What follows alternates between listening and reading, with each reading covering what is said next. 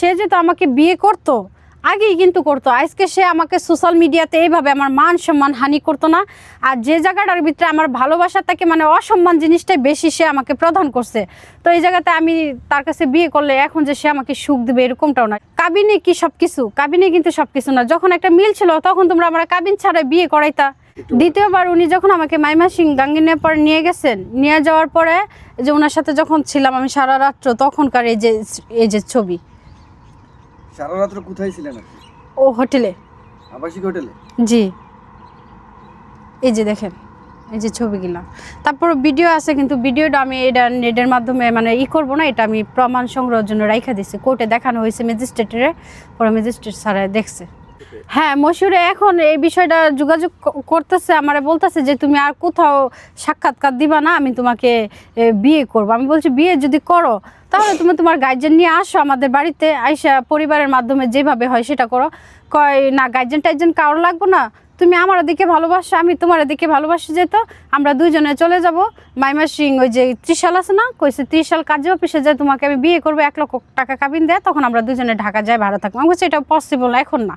এটা আগে যখন ঝামেলা হয়েছিল না তখন সম্ভব ছিল, কিন্তু এটা এখন পসিবল না। কতদিন আগে এই কথাটা বলেছে? এই কথাটা গত 2 দিন আগেও বলছে, গতকালকেও বলছে। কি চেষ্টা করছে আপনাকে কি কথা বলার জন্য? কি প্রথম মানে এটাই বলতে চাচ্ছে যে তুমি এই যে এইভাবে যে সাক্ষাৎকার দিতেছো, এটা আমার মান সম্মান ক্ষুণ্ণ হইতেছে। আমি বলছি মান সম্মান ক্ষুণ্ণ হবে কেন? যেটা সত্যতা ওইটাই তো। আমি যদি ভুল কিছু বইলা থাকি তোমাকে, তাহলে তুমি মিডিয়াতে মুখ খোলো, মুখ খুলে তুমি সাক্ষাৎকার দাও যে মেয়েটা তোমার নামে মিথ্যা কথা বলতেছে। কারণ উনি দিতে পারবে না, ওনার ভিতরে ওই সাহসটা নাই। কারণ আমার কাছে তো অ্যাবিলিটির প্রমাণ আছে, আর উনি নিজেই জানতেছে যে তার সাথে আমার একটা সম্পর্কের ভিতরে আমরা দুজনে লিপ্ত হয়েছি, তা উনি কিভাবে বলবে? এই যে 2টা 46 সে আমাকে এই মাত্র ফোন দিছে, কিন্তু মানে এখানে আপনাদের কাছে যে আসবো সাক্ষাৎকার দিতে তখনও কিন্তু এই যে আমার ফোন দিছিল, এই যে দেখেন কল লিস্টটি কাইটা দিছে, এই যে দেখেন 2টা 46 আমরা দেখতে পাচ্ছি সেখানে মায়াবিনী লেখা। হ্যাঁ, তার আইডি মানে ইমো আইডি। না না, আমি 1 লক্ষ টাকাতে রাজি হতে চাচ্ছি না। দেখা যাচ্ছে যে দুজনের মধ্যে যখন একটা মিল ছিল, কাবিনে কি সব কিছু? কাবিনে কিন্তু সব কিছু না। যখন একটা মিল ছিল তখন তোমরা আমরা কাবিন ছাড়া বিয়ে করাইতা, 10,000 টাকা কাবিন দিতা, তখন ছিল একটা সামাজিকতা। তখন যেহেতু করোনা, এখন আমি কেস মামলা কইরা একেবারে মনে করো মিডিয়াতে আমি ভাইরাল হয়ে গেছি এই বিষয়টা নিয়ে। এখন আমার লজ্জাতে মরে যাওয়া ইচ্ছা হয়। এখন তুমি আমার 1 লক্ষ টাকা দিয়ে বিয়ে করে মানে তুমি চাচ্ছ যে আইনের থেকে মুক্তি পেয়ে যেতে, এটা তো সম্ভব না। আমাকে তো তোমার এরকম মনে হয়?